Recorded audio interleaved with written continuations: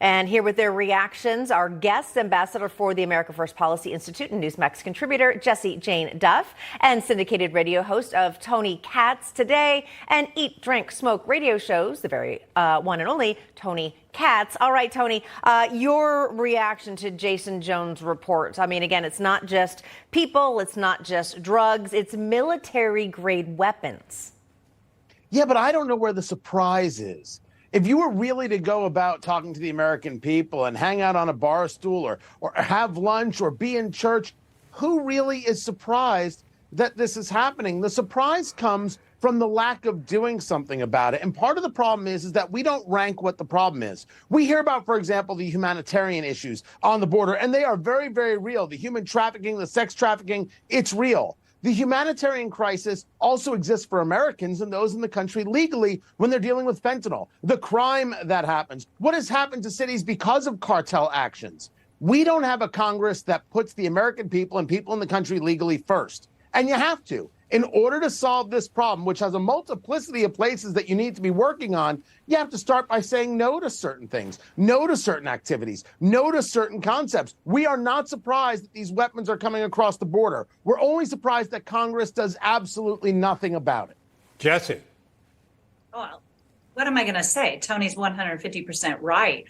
I mean, this is why I love being on with him. It's always something that this Congress is failing to do along with this administration. I mean, we have seen congressional members not necessarily even fund more Border Patrol agents. We have seen congressional members, and I'm not even talking about the Democrats. We now have Republicans that were not being held accountable either, that are in Congress. You have to often wonder what is going on when we cannot discipline this problem. At minimum, we now have the majority in Congress. We have to go hard on this. But the Biden administration has obviously turned a blind eye for a multitude of various reasons that we could talk about. That would be probably another segment entirely. But when you're talking about the millions of Americans that are dying by fentanyl abuse, now we have military-grade weapons coming over. Of course they are. The cartels are smart. They realize they can get away with one thing, then it's a drip, drip, drip, another thing, and now they realize there's no controls down there at the border. They realize that they have found an easy path to access the United States and continue to drive their revenue up with their mission, not that of the American citizens.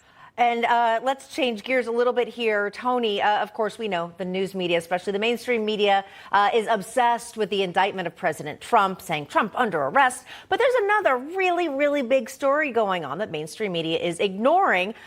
Here's a national poll about it from the Trafalgar Group. They came out saying that 53.3% of the people surveyed do believe that the Biden family received payments from foreign nationals to influence policy in Washington, D.C.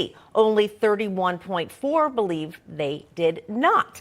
It seems like the focus is misplaced here. We're looking at the wrong president. Yeah, well, first, I agree with this in that the story of Joe Biden and the possibility of bribery is the most important story in America. It's not an indictment of President Trump. It may be salacious that it's a former president or the first time in history with a criminal indictment, but that's all about some kind of political porn. This is about what happened to a vice president, whether or not he was bribed.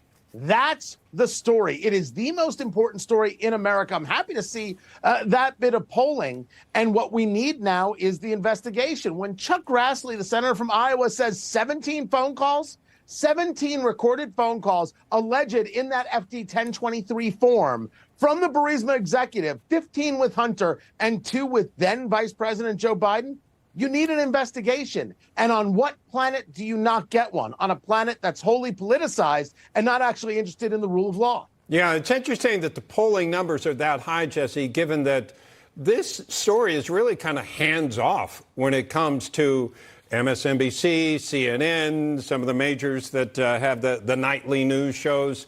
So it hasn't even been covered in the kind of depth you've seen, let's say, about Russia interference.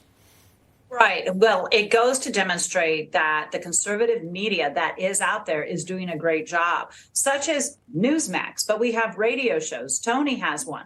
People are tuning in to the shows that they can find on Rumble. They're listening to Dan Bongino. They're listening to other people.